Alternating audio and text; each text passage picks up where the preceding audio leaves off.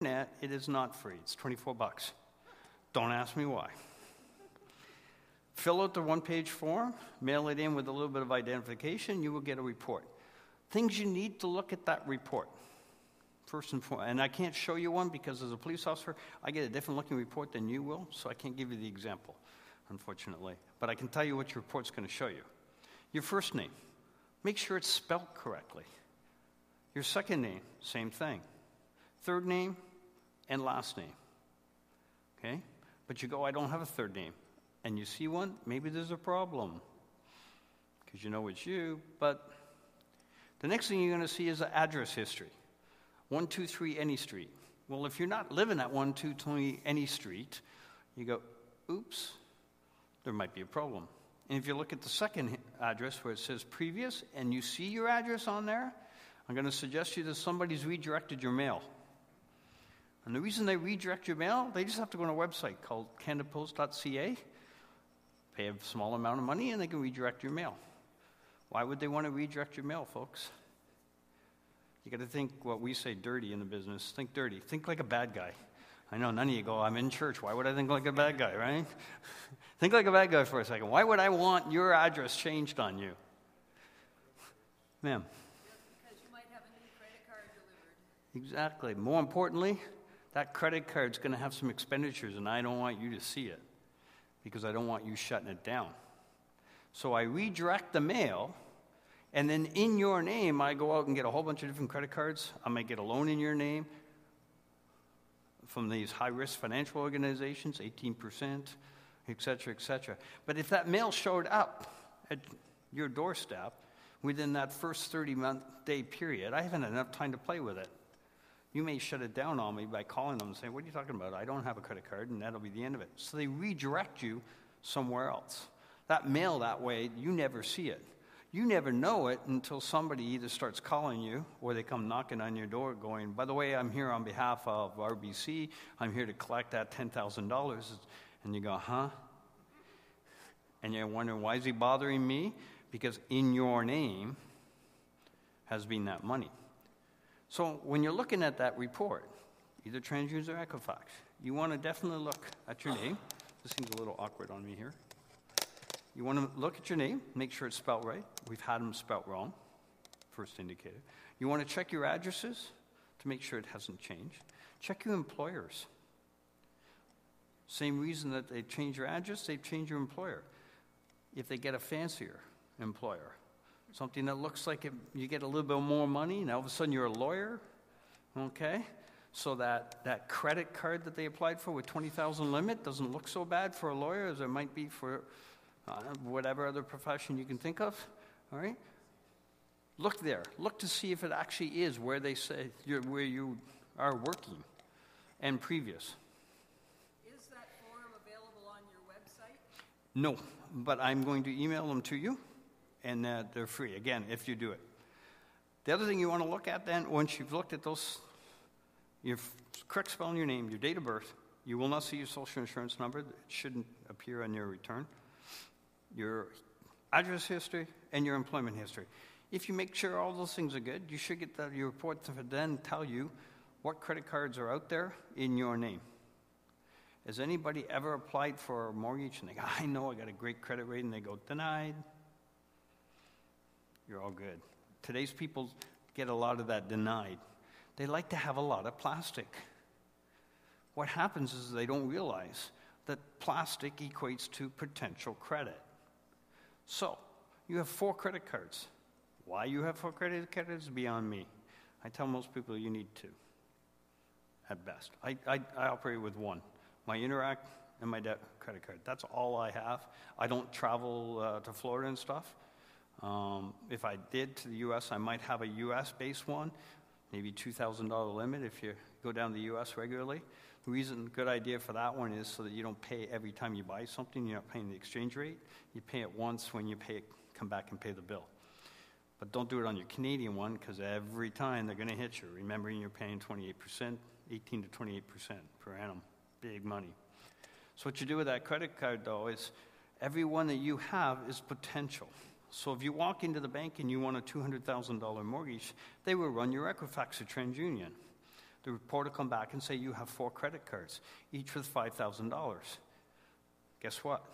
You now have $20,000 worth of potential credit. Whether the balance is zero, and it's always zero, they must factor that in. Because tomorrow you could run out and buy $20,000 worth of goods against those 4 credit cards and can't pay the mortgage. And people don't realize what they're doing by carrying all these credit cards. Totally unnecessary. If you have an out credit card and you carried it around for many years and you go, I never use it, not good enough. Destroy it. I always recommend to people that you cut it up, take a little bit of it, don't take all the same little pieces, stick it in an envelope, support that with a letter saying, thank you, credit card, but I don't need you anymore. Bye. Here's proof that the card is being destroyed, and mail it back to them. You keep most of the pieces, don't give them all the pieces, and don't give them the sequential number cut, cut out a little that bad idea, okay? But just send them enough that they realize that you're serious about what you've done. You destroy the remaining pieces yourself, and that credit card's gone. That will eventually show up that there is a previous card in your history, but it will not go against your credit rating. Additionally, if you don't use it, doesn't mean I can't, because I may get into your various bits of identification. Notice that you're not using it. Use it, and without you knowing it, I'm using it if I'm good at what I do. So, sir. I've been unemployed for over 15 years, retired. Lucky you. Your life history is showing on there. So, like I said, will you see 3 previous employers? So if you had an employer for 40 years, you should see 1 employer on there, okay? I got a social insurance number when I was 16. Yeah. It won't go that far back, but it does show you. I've seen it far back, at least 10 years with credit cards and stuff. And if it's bad debt, it stays on there much longer, okay? And that all equates to a mathematical formula that comes back to the Credit Karma and get your free credit number. It's not your credit number that matters to you. It's whether or not you've been a victim, and that's what you need to check. So personally, stay away from Credit Karma. There's not a need for it. You don't want the number. It's meaningless to you. You can't do anything with it. Sir?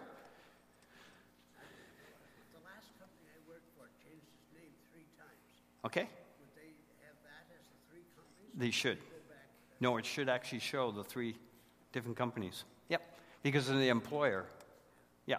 So, and how would they know the change? The change came from you.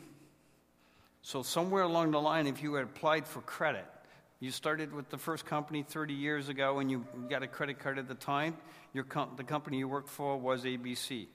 10 years later, the company changed its name. You applied for a loan to buy some furniture.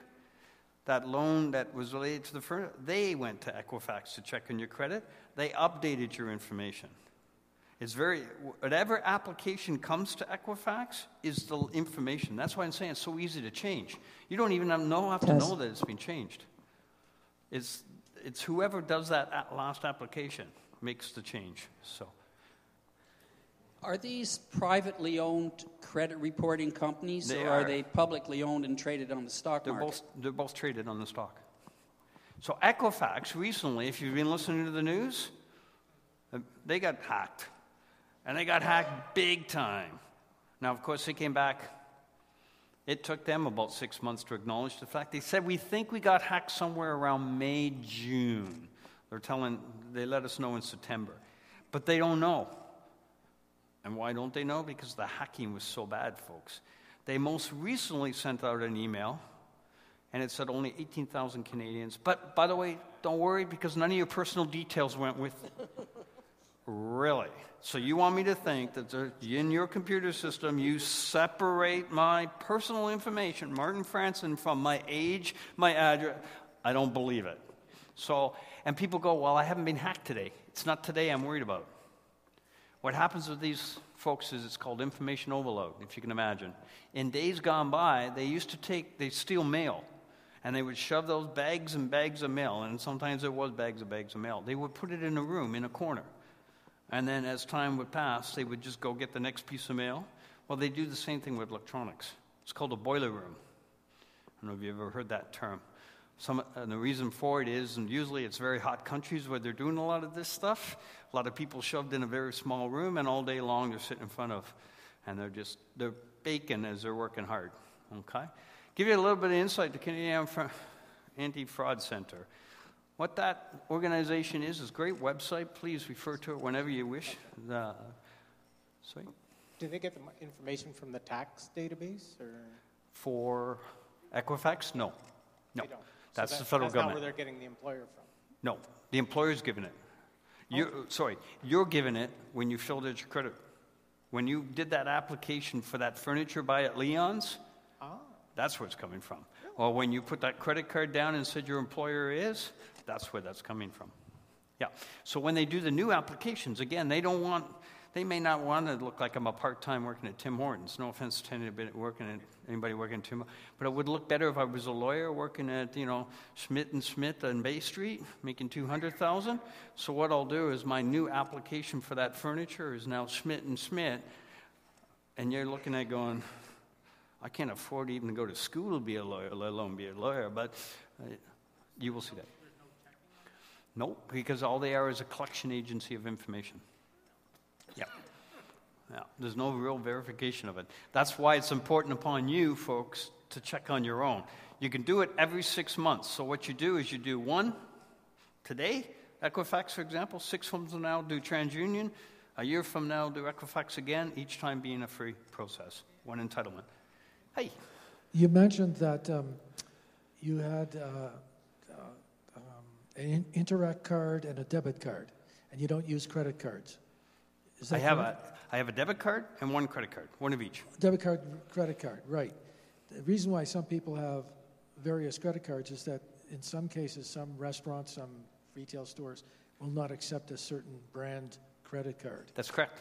And what I think is more concerning is the fact that with your credit card, and again, a lot of them are attached to the banks, is that if you were going in for a bank loan, the bank manager may take a look at your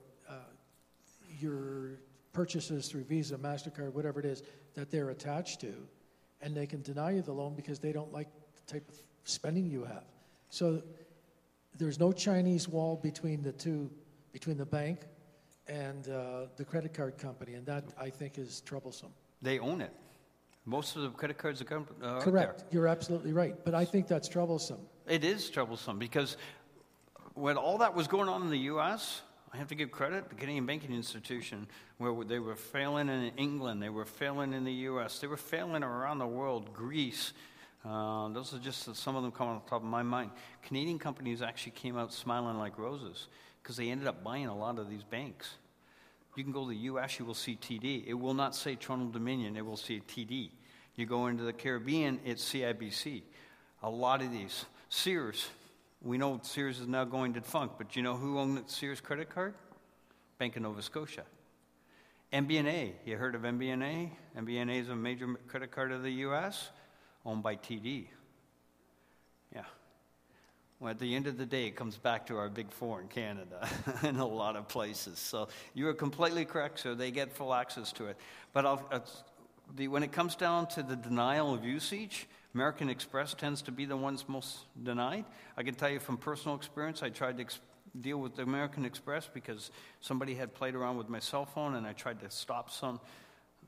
I couldn't get Rogers to do anything. I was going to stop my monthly payments. American Express wanted nothing to do with stop my monthly payments. I said, hang on, I don't authorize any additional. They refused, so I canceled the card. I cut it up and mailed it back to them, said, hasta la vista.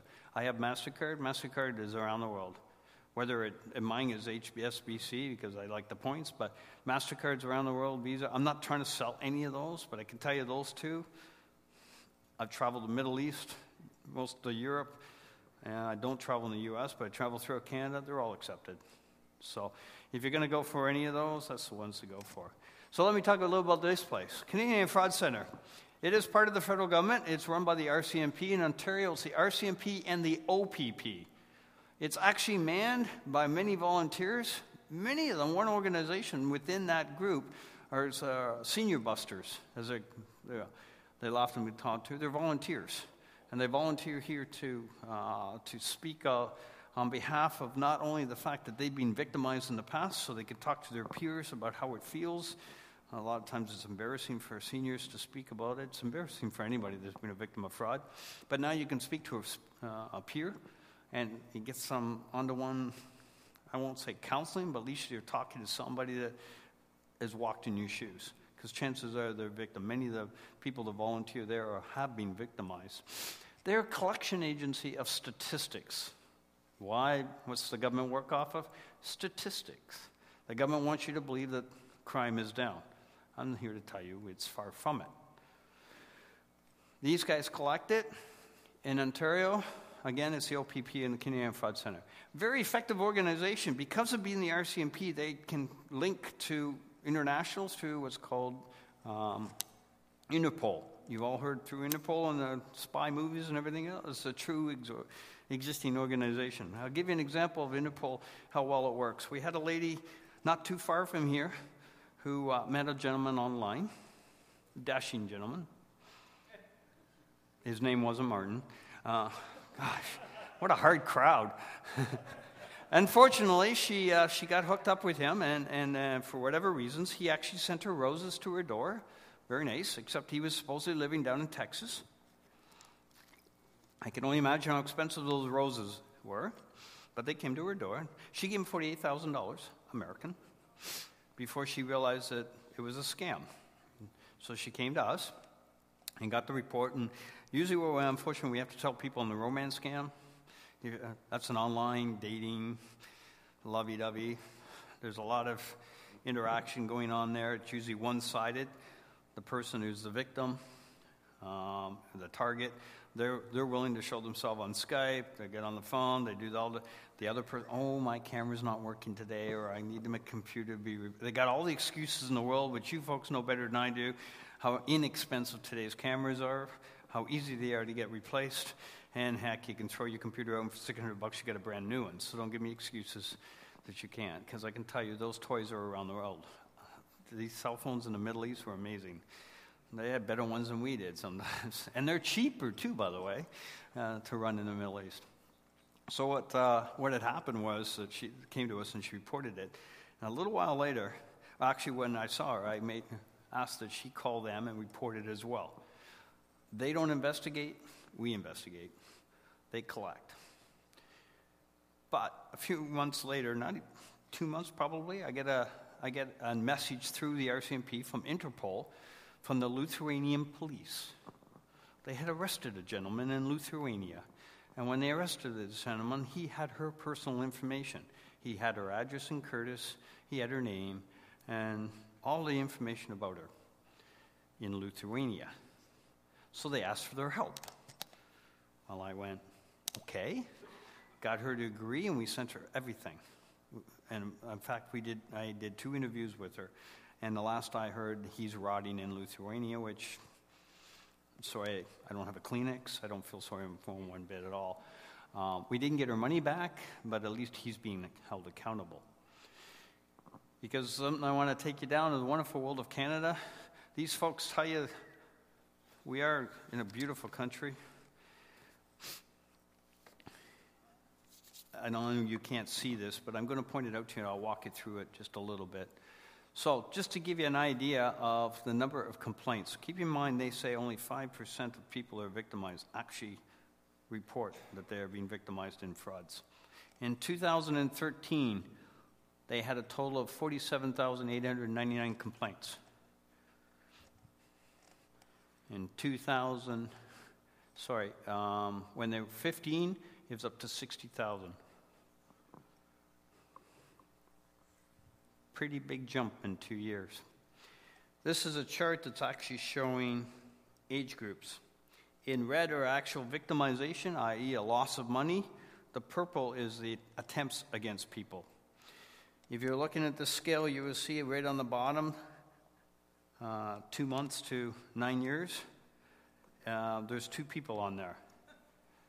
You're going 2 months to... That's a grave rob, identity rob. That's what that is. Somebody's stolen identity. 10 to 19, that's where the parents have applied for the social insurance number, probably being redirected, and your 12-year-old is now the happy purchaser of fine furniture out of Leon's at $20,000. without realizing it. What's the mean age around here? About 29? 31? Okay. I'm just trying to be safe here. Don't kick me out the door here. Between 50 and 79. You can see those 3 bars in there. Who's the big targets, folks? And why is that, do you think?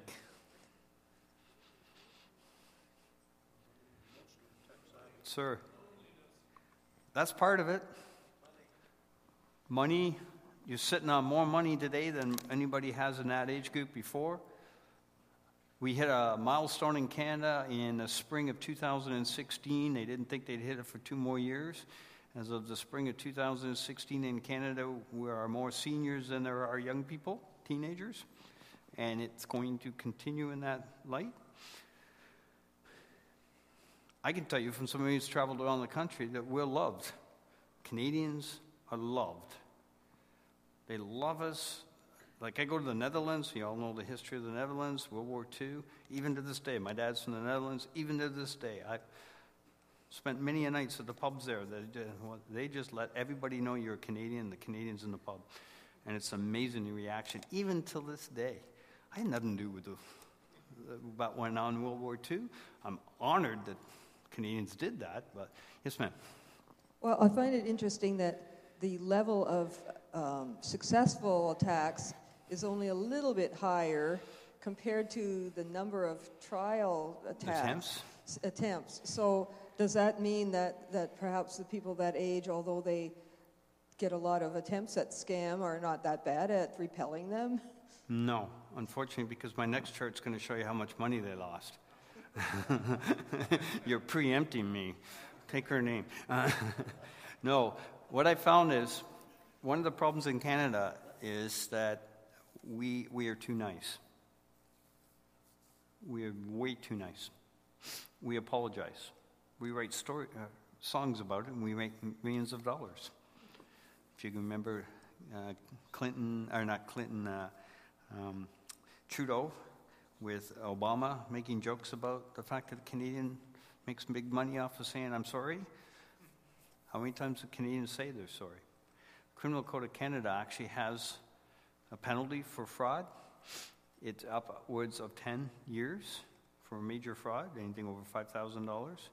We get excited if we put somebody in jail for 6 months.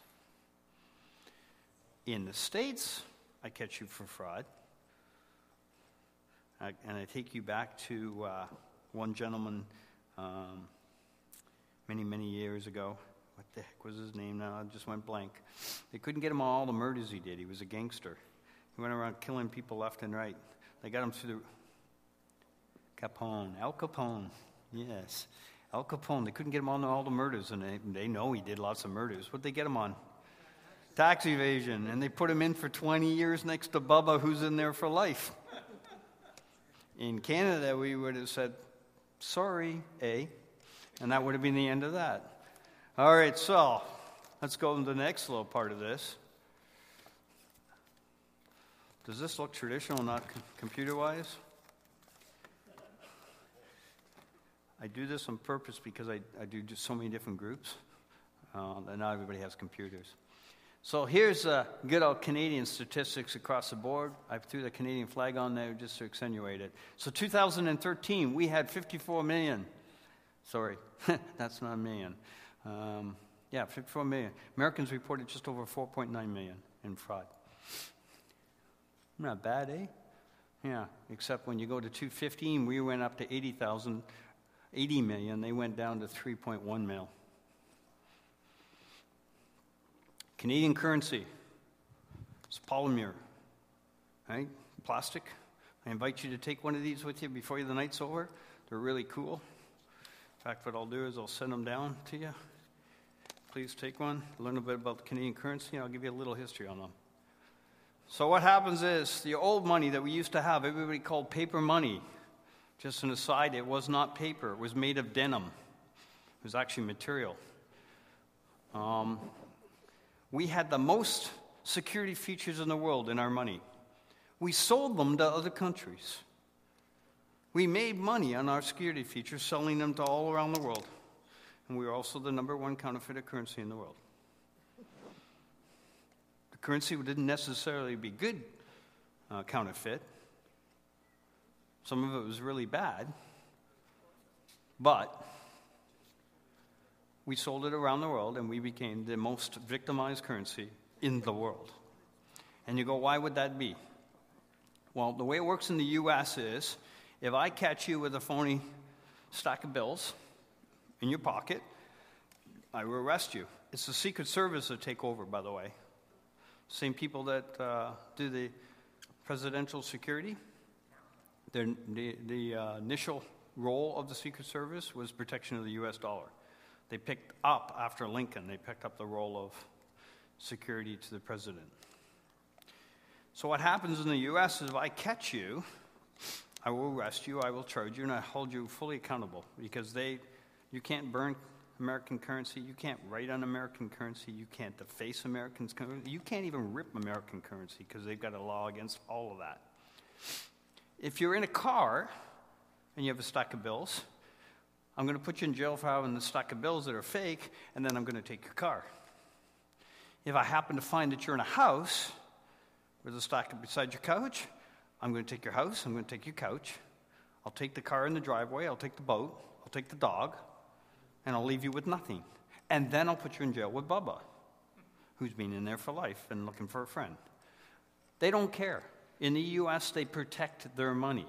It's the number one currency floating around the world. There's somewhere it's like 20 different countries. Actually, that is the currency for the country. But they protect it. In Canada, we're lucky to put anybody in jail for phony currency. In fact, in my 4 years in major fraud, we haven't done it yet. So what happened is, the government came along and said, all right, taxpayer, we're going to make you a deal. We are going to save you money. We're going to go to polymer, plastic. What happens is it costs us more up front, but the longevity of the bill is that much greater. So, for example, the $5 bill used to last 1 year in circulation. The old cloth bill, paper bill. It now is, they estimated it when they did it, 4 years. I believe they're getting 5 years out of a $5 bill now.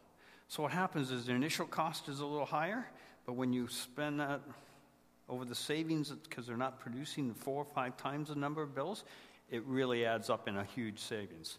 So that's how they sell it to you. And that's a truthful sale. That is truthful.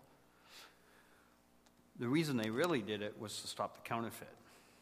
So what I gave you here is a really neat little thing. If you're en français, anglais, you'll find that it speaks both languages to you. And by just tilting it in the light, you'll be able to read a narrative, and it'll tell you some of the features that you can know about. There's a lot of features you're not allowed to know about, but the features you are not allowed to know about are in here.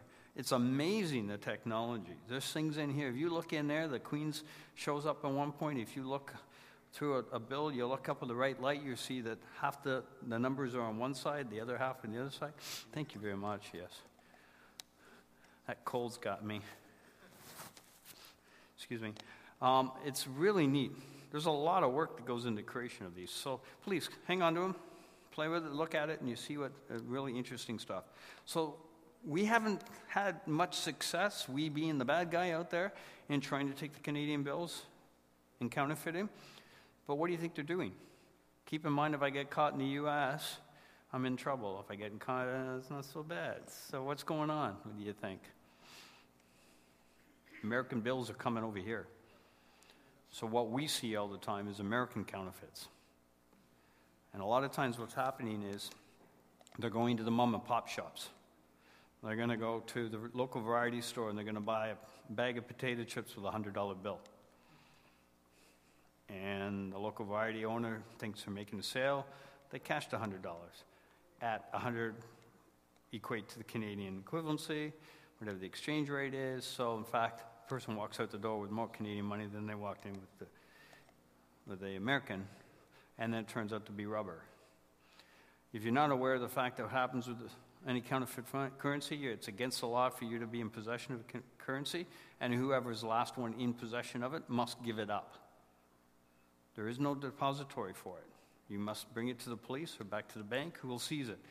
You give them a $20 phony bill, you better make sure you tell them it's a $20 phony bill, by the way. They're not giving you $20. They're just going to seize it from you, and they give it to us.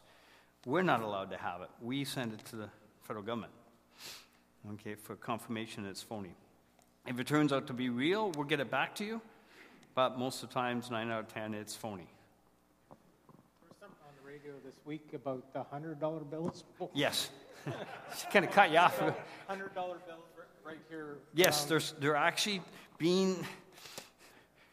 It's interesting when it comes to counterfeit bills because you can look at some bills. There's no science to looking at for some of us.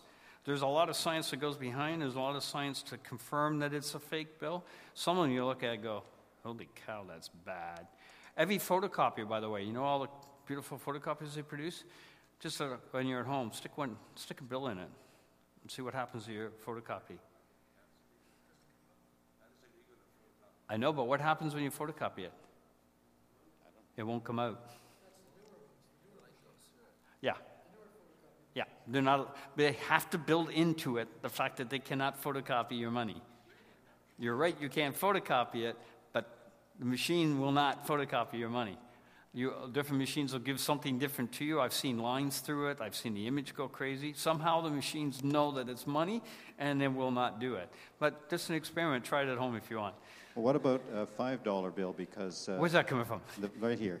The $5 bill was circulating at Peterborough Farmers Market several years ago. We knew one of the ladies there who's a baker, and she was collecting quite a few $5 bills. Why somebody would use such a low denomination, I don't know. In their volume. Oh. I can scatter. So if I walk into you, buy a $1 product or 50 cents, I give you a $5, you're not going to think twice about it. Chances are you're busy. So you're not going to get time. You may not have noticed the feel's a little off or something else. You're going to accept it. You're going to give me $4.50, and I do that 10 times in a day. I'm up $45, right? And I'm not the only one doing it. There's a whole bunch of other people doing it as well off that same batch. Because what happens is they don't change the serial numbers, eh? Those numbers seems to say the same, and it's just out there. There's 1, 2, 3, just keeps showing up everywhere. Those fake 100s, would they feel or look different? Yes, they do. They've done a pretty good job of making them real, but if you take a moment and look at them, you can tell. It's too plastic. It's almost like taking the cellophane out of your cupboard and doing a double layer, and away we go. If you look at some of these features, you will notice very quickly. But that's only just recently started. The Bank of Canada was actually very proud in the spring that they had no successes. They're not so proud right now, but it's still not doing very well. It's the American money that they're going after. They won't pass American money traditionally in your money exchange places, in your banks, because that's what they look for, right? They're verifying. They're going for the mom and pops, because mom and pop is going to lose. And they're going to be gone long before mom and pop realizes that they just lost. In the U.S., at every cash register point, they have this magic marker, I'm sure you've heard of, that, they put a stroke across any bill greater than 20, I think, to see if it's counterfeit or not. For them, that seems to be reliable. It seems to me that that's really not. There's also readers. There's blacklight readers. No, I haven't seen that, but I've seen the marker. They just take this yellow marker and stroke it across the bill. I'm throwing things at you, so sorry. Yes, the marker I've seen. We used to see in Canada a lot. There was a black light. They would just take it underneath and shine it on the light, because if you looked at it, there was another fancier types that had the mirror image, and there was all sorts of them out there. Guess what? When they went to pull a mirror, none of them work. They cease working. Yeah, the plastic just messes the whole thing up. So... I just wanted to ask, would we not be better off without cash? Without cash? Yes. It was interesting because I recently did a webinar. I try to do it quite regularly with an organization called the ATM. Yes, there's an organization of ATM dealers, believe it or not. And it's a huge organization worldwide. And all they're interested in is bank machines, ATMs. They did a study on the belief that the dollar bill was dying. In fact, they found that the dollar bill was actually increasing. It wasn't dying. It was going the opposite way. And they're not the only ones that I've read a study off of. They're leaning towards cashless societies. I'm not convinced we're going to get there. And there's a variety of reasons I'm not convinced of it. First and foremost is the fact some people want that money in their pocket. I recently, last spring, I took my dad to Europe. He's getting up in there. He wanted to say goodbye to the family kind of deal. And I went to pay my hotel bill. I paid for everything prior to, but all the expenses, extras. I showed my credit card, denied. I go, hang on. I told my credit card before I left I was going to be here. Okay? So I pulled my debit card. Denied. I went, okay, now hang on. I told my bank I was going to be here, and they charged me for the privilege of being able to use my debit card in Europe. They charged me $40 Canadian. I went, great. Now what do? I'm stuck. It was the end of the trip. I had no more cash in my pocket, and I've got this hotel bill. Thank goodness my nephew had picked up one of those American Express traveler's checks, but on a plastic card at the airport before he came over, and we had to use his. He bailed us out. I would have been happy if I had cash in my pocket at that moment. I really would have. I gave the bank what for and the credit card what for, but it didn't help me after the fact, right? The population is still such that people like having the money in their pocket.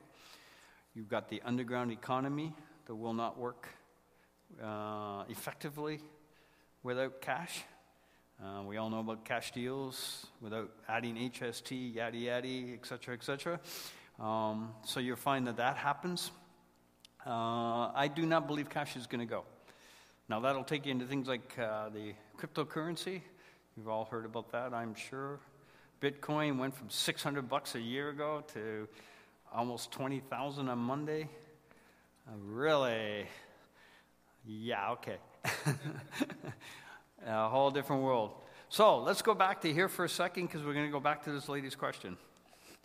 She was indicating the fact that the attempts and everything else and the actual successes.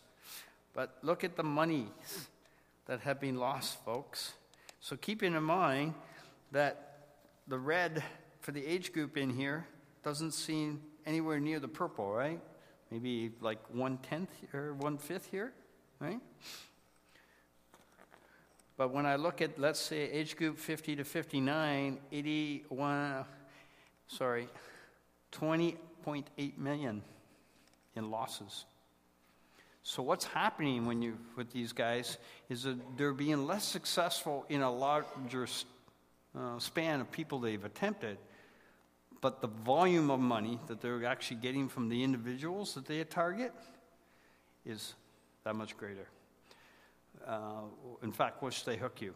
Because what happens, too, with these folks is once they hook you, you go on what's called a sucker list. It's not my term. It's their term. And in the black web, the deep, dark web, they sell sucker lists. So when organization over here has finished and they've drained you, they put their list up for sale, and then the guy will come at you with a new one. So we have seen romance scams turn into inheritance scams. I had a lady, she believed that she was romantically involved with this gentleman, never met him. She actually went to L.A. to visit him. He supposedly lived in L.A., and she stayed in a hotel for 5 days waiting for him to show up. He didn't. She said she was in the seedy part of L.A. because she couldn't afford the strip. Out by the airport, I guess, is a little questionable. She was afraid to leave her place. 5 days later, she realized he wasn't coming, but because she had told everybody she was going to go marry, she was getting married, she came back to Canada and told everybody she was married to him. Never met him again. He allegedly lived in L.A., but he had all excuses why he couldn't meet up with her. By the time he was finished with her, she was $450,000. That included her lifetime pension. She was only 45. She has some issues. Her father had taken a pension plan out on her. She had cashed a pension plan in. So Dad thought he was going to do her a big favor, and he was going to be the rescue. Now, this is not intended as a shot at him, but it's reality of what happened. He spent $45,000 more, thinking he was going to get her money back, because the romance scheme all of a sudden turned into an inheritance scheme. And she received from England, a lawyer in England, advising her that she is now the executor of the will for this long-lost gentleman, and they were going to get £5.5 million. And all she had to do was send a little bit more, and then a little bit more. It was actually signed by Sir Robert Peel. If anybody knows who he is. That's why they're called Bobbies. Exactly. He's the father of policing back in the early 1900s. I haven't figured out exactly where he died, but I believe it's around 1910 or something like that. I think right around there. But his signature was pretty fresh on the documents. In fact, I have them. I, of course, knew that as soon as I looked at it. I went, Robert Peel, okay. She didn't. But if you can imagine, I invited her for an interview because I had to see how badly she'd been. And all the money had gone offshore, so I knew I was going to get it for her. I sat with her for 3 hours trying to convince her that this guy was unreal. He was not a real individual. There's no way whatsoever. That's why I learned that she went to L.A. and came back and told people that she was married, and in fact, she wasn't. Her dad thought she was married. She was afraid of telling him. So what she ended up doing during that conversation, the phone rang. She answered the phone. There was a gentleman there with a very African accent, and it was him.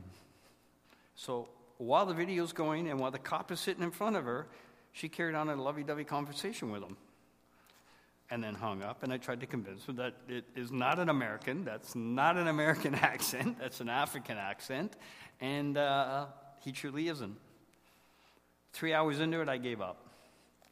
So the next day I called her because I needed a little more information, and guess how she answered the phone? Hi, dear. She didn't know it was the cop calling her. She thought it was him. I just could convince her. I've never succeeded in convincing her, nor have I gotten any backup money. Unfortunately for her dad, I didn't get any of his money back either, which is very, very unfortunate. So just to give us a little bit of insight on how much money has been lost, and this one just talks about the different scams that are out there. I've been talking about them in different ways. But let's go. You guys are computer people. So anybody ever been on there and said, you've been caught. It's the FBI, you dirty, rotten man. Look at child porn. What do you think you're doing? Your computer's done. I need $200, or I'm going to tell the RCMP to come knocking on your door and take you away. Anybody got one of those? Did you get one, sir? Yeah. It's called ransomware. What'd you do? Because you know how to do that. You know what I tell people to do right away? Unplug it. Do not shut it down. Unplug it. Both your landline or whatever connection method you've got, but more importantly, the first thing is get that plug out of the wall. Because they're probably dropping a Trojan in on you, and you guys know Trojans a lot better than I do. Guys, I still use beads to count, okay? I'm the type you got a tangible. I have to see it. The reason in my world is I see computers fail more often than I see them work. I walk into court, they've got everything nice and pretty, and it goes, and I pull out my hard copy. And now we can go forward, okay? So ransomware is huge. You see a lot of it. Unfortunately, if you do not have insight on how computers work and you don't know how to reboot, format, and if you haven't backed up, etc., people will tend to look at it and they go into panic mode. Oh my God, I would never do this. What do I do now? Microsoft will not care. Bill Gates, as you guys will know better than I will not call you up. There was a report once about Bill Gates walking down the street, and if he dropped a $1,000 bill, it would cost him more to stop and pick it up than it would to keep walking. Did you guys ever hear about that? And it's a true fact, because the amount of money he makes in a minute versus what it costs him to stop that minute to do this, he's just too loaded. He keep going. Sir.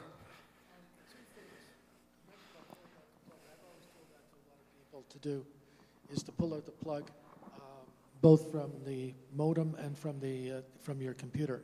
In the old days, it's true that your files and everything would get scrambled, but today your computer systems are so good that the only thing you'll do is maybe lose the last entry that you did in the computer. And the other thing, too, because I do research on some of this stuff myself, urgency. If they tell you that something is really urgent, don't believe it. Because just as you said, if it's a government agency, they're going to give you a reasonable amount of time to respond. Without question. And if it's even a retailer, they're still going to give you a reasonable amount of time to respond. Because they know you got to get out the facts and they know you've got to be able to produce something to show that if something was bought or sold, you can prove it. And there's laws around a lot of that. Yes. They have to give you response times. Right. And there's a process that has to be followed. No, you're completely right. So I ask computer people, I put this back to you folks. What would you do?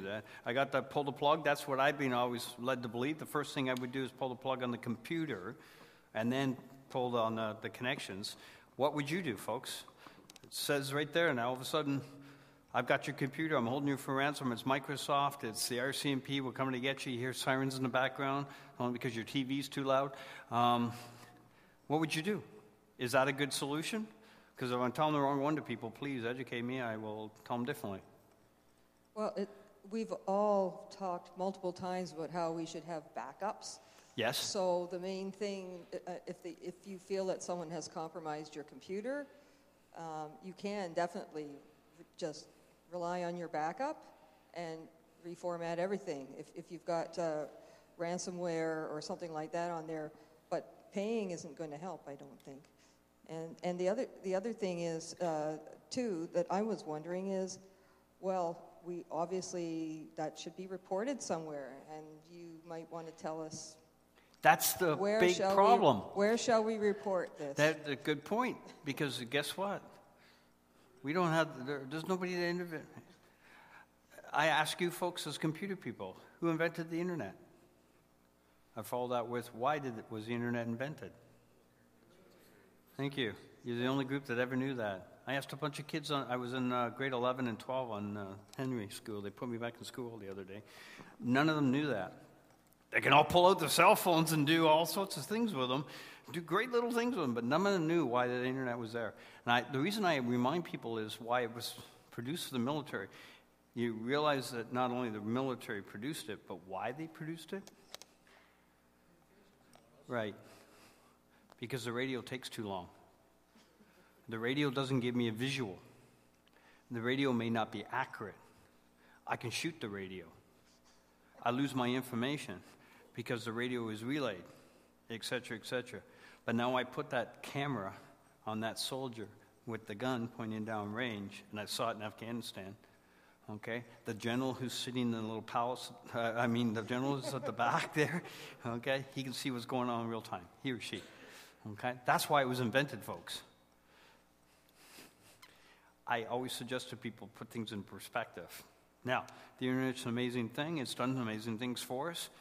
Okay, but again, I was in high school the other day. They couldn't put away their cell phones to listen on how to protect themselves from their cell phones. It was kind of ironic. You all know best not to. You all, I'm talking like an American, sorry. You folks know not to go into Tim Hortons, even though the internet's nice and free, and sit there and do your banking. Why wouldn't you? It's the same reason you won't go there. Bye-bye. Right? Why would you? Yeah, it'd blow up. There's a couple of moss in there and a bill. Why wouldn't you do that? You folks know, which is kind of great. It's kind of cool that you folks have that insight. But many people go, hey, coffee's good, breakfast is not so bad, and it's free. Nothing in life is free, folks. And they don't realize that there could be somebody. A lot of times when we see account compromises, it's either the Trojans that are being dropped through malware, or, and I always ask them, do you ever do your banking at Tim Hortons? And when they do one of these and go, well, why would I bank at Tim Hortons? No, I'm not talking about banking at Tim Hortons, being online at Tim Hortons. They go, yeah, all the time. It's free. You just opened up Pandora's box, right? And when you open up Pandora's box, it's a problem. There is no policing system set up for the internet. And I don't expect there will be. Although, do stand by. I heard something interesting about a week ago with the federal government's changing some rules to the CRC there. The individual providers are going to have more control on the internet, where they can start doing some funny little things with the internet. I'm not sure that's in our favor. Not by what I'm hearing.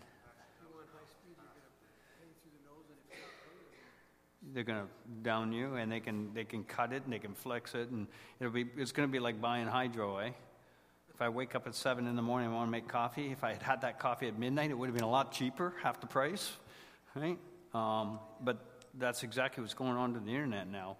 Interesting enough that happens. But, sorry, man. Well, something that happened in my family recently was that my mother, who's 93, she has a Wi-Fi left over from many years ago, and it still works. But people come to her house, and they think they're going on her Wi-Fi, but actually the guy down the street has an open Wi-Fi. No. And it's just called like D-Link, right? Because it's obviously Yep. somebody that doesn't know anything about how to set up their Wi-Fi. So you go in there, and if you think that's it, and you log into it, and then once you do that once, every Yep. time you bring your device laptop knows in, right away. it automatically hooks up there. If you don't look, you don't realize that you're not on the Wi-Fi you think you're on. So you think you're on a closed Wi-Fi when you're actually on an open one. Yeah. So. Yeah, not secure at all. And it's so easy to do, isn't it? Just leave that door open. So imagine now that door is the access to your bank account. Now that bank account is the access to your credit card because you use the credit card to pay, the bank account to pay the credit card. Pay your mortgage, to pay your bills to. So you can see how quickly it spiderwebs. And that's how they're doing it. That's one of the many ways they're doing it. Banks are very amazing. They have amazing technology. I'd love to see one of their cyber rooms one day. They monitor 24 hours a day. They keep track of what is common purchases for you and I. They know that you like to go shopping at a certain grocery store at 10 o'clock every Friday morning. They know that if you're in Whitby, if you're sitting in Curtis, or if you've gone to Montreal. They know all this. And little alarm bells go off. Has anybody ever stood over a gas pump when they're touring somewhere and get a phone call going, are you currently at? There you go. Guess how they know that? Because their wonderful computer systems it's not an individual picking it up, it's a computer going, oh, hey, something's not right here. Something doesn't add up. I've heard of people getting upset when they make these phone calls. I tell them, no. What you should do is hug the phone for the person and thank them very much for calling you, because that could be that one time when that isn't you. You're standing here and you're at this location in your club one night when you get a call and it's, are you in Florida right now? No. And it's shut down. Now, the inconvenience to you is the card is shut down, but you'll get one very quickly replaced. So let's go to cards for a second. Or do you want to talk some more about cybercrime? Because it's growing. All right. Wasn't a couple years ago the CRA site was actually hacked? I don't know what it is. Yes, one of the stats I read most recently is every federal government site has been hacked. Everyone. Yep. There isn't. And when I tell you that Yahoo got hacked, do I need to tell you any more? Everybody can be hacked. Everybody was hacked. And if you watched what's going on in the U.S. and they're still arguing about the Russians and stuff, I don't know if anybody was watching PBS last night where they were talking about Putin and the history of Putin and how some of the things that transpired with the Americans and how we decided to get even. They brought it up last night. It continues later. PBS has got it. Where they're going to pick up. Are you going to cut me off already? Oh, my God. I ain't talking that long. So what they're going to do is they're going to take you to the election and what the deal was between Putin and why Putin actually hacked the American election system and how he did it. I found it. I only caught the tail end of the program, but it was very interesting because they gave the history of Putin as a lieutenant colonel in the secret police and how he quickly raised to president and then took over the country, and then how he started going back to communism. Well, it's his people that are out there doing that kind of stuff. You will continue to see cybercrime. The one we're seeing is cryptocurrency is huge. I'm going to stay on the cyber side for a second. There's like 155 different cryptocurrencies out there right now. If you're familiar with a Ponzi scheme, pyramid, okay? As you go higher up in the pyramid, chances are you're going to make money. The poor souls at the bottom holding the pyramid down aren't. Well, I will suggest to you that's cryptocurrency. There is nothing tangible about it. There's no comparison of value where the dollar bill is usually backed by gold or some security, there is nothing in the cryptocurrency world. And what they're finding, in fact, across the news this evening, was a lady in the U.S. just got charged, I think Oklahoma, I think was the state she was from. She tried to move 88,000 or something like that by going through Bitcoin and sending ISIS. What we're finding is that your organized crime groups are doing it. They're moving money that way. But why are they doing that? Because in Canada and around the world, there's a set amount of money that as soon as they hit that amount of money, the regulatory organization, your bank, your financial institution must report that transaction. So they know if you paid $10,000 down on whatever. Most of us, that's legit. For others, it isn't. Because what they do is they study that and they choose trends. I get those reports every so often. And I see what's going on with money. And you start to wonder, what's that person, no income, but they're moving all these money. By going through Bitcoin and all the rest of the cryptocurrencies, there's no reporting system. They're circumventing that whole thing.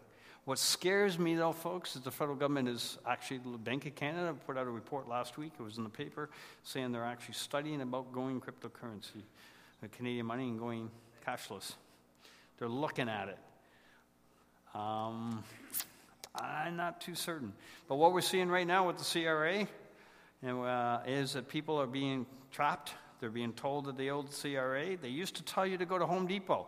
And they would often tell you there's a taxi sitting outside your window. Please jump in the taxi, go to the Home Depot. We need you to buy a Black Power card. It was like a credit card. And what you did was a gift card, in fact. And they wouldn't let you hang up. They keep you there.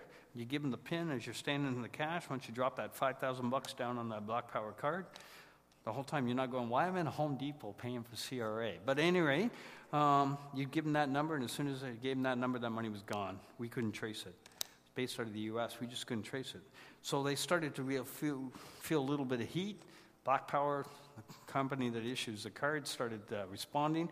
So now they're telling people to go to Bitcoin machines. We had a guy 2 weeks ago drop $13,000 into a Bitcoin machine.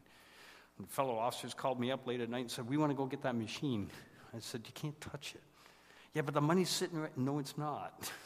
Because the moment it went in there, it's sitting who knows where in the world. You can't take it from here and expect to replace, because all you've done is victimize the next one. You push it down the road. It's going to be more and more problematic. You're going to see more and more of them.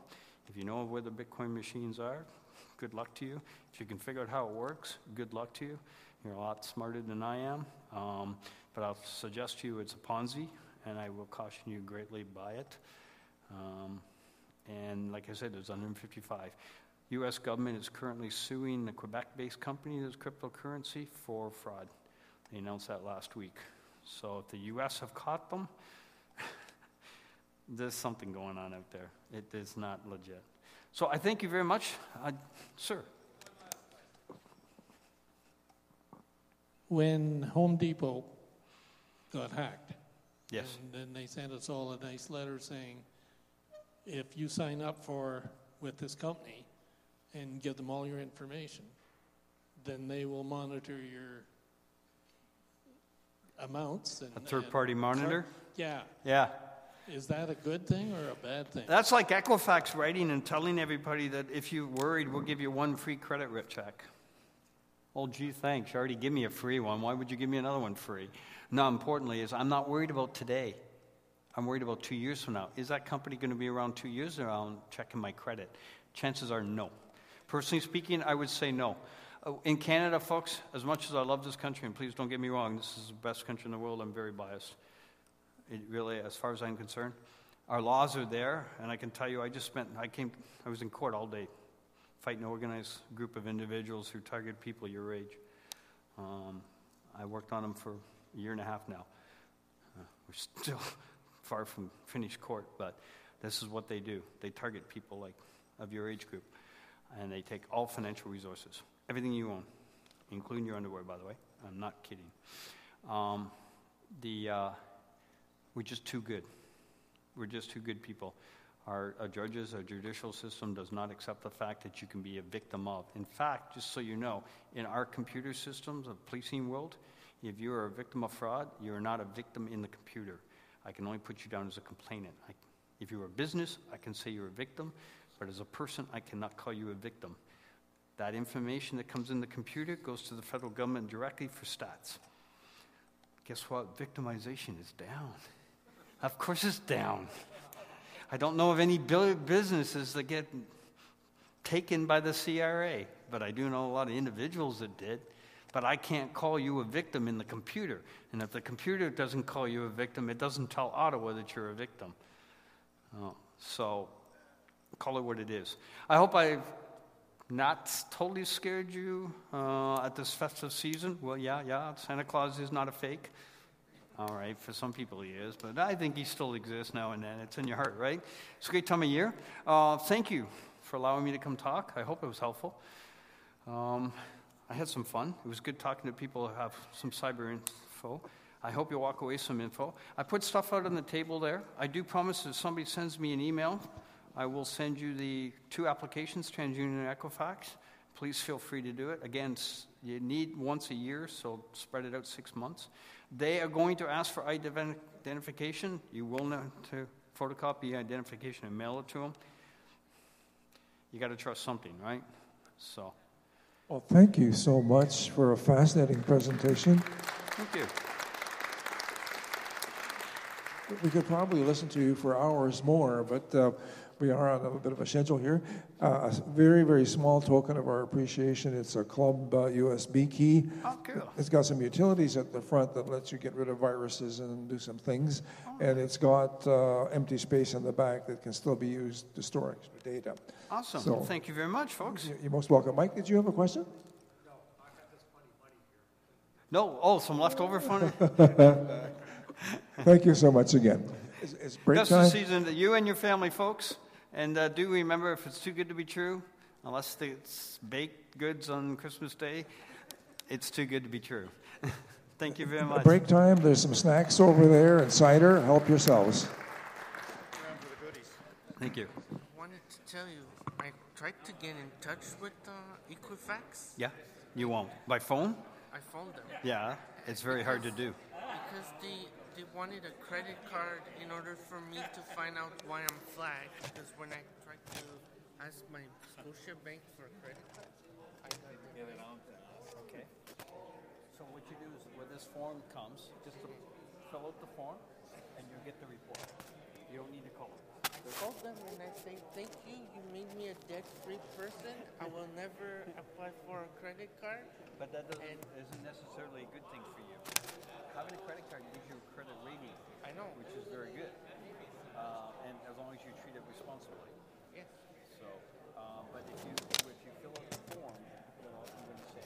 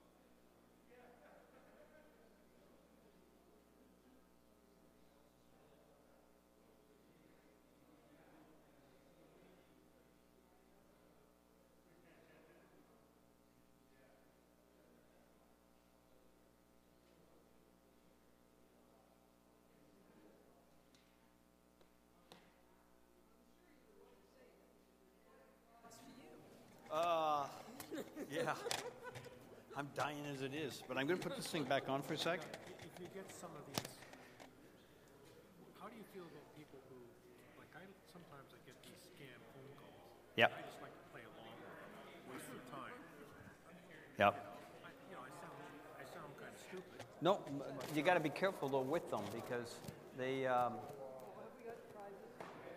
I've heard they've threatened people. We're coming to your door. They don't even know where you live, and chances are they're sitting in India or sitting in Africa somewhere, sweating to death. They really have no clue where you are. Radio stations have done it. Reverse the scammers. They get great pleasure out of listening to the jokes. You haven't shut them down though. It's like wasting their time. Yeah, and maybe that's 5 left calls in the day they're able to make. So. Folks, if I may, there's one last thing I wanted to mention to you. My apologies for not. If you were a victim at all, if there's anybody in this room that was victimized and used in the last, since 2012, happened to put money into Western Union to go off, and you found out it was a scam, the U.S. sued Western Union. Western Union is now paying it back. So come see me, and I'll tell you how to get your money back.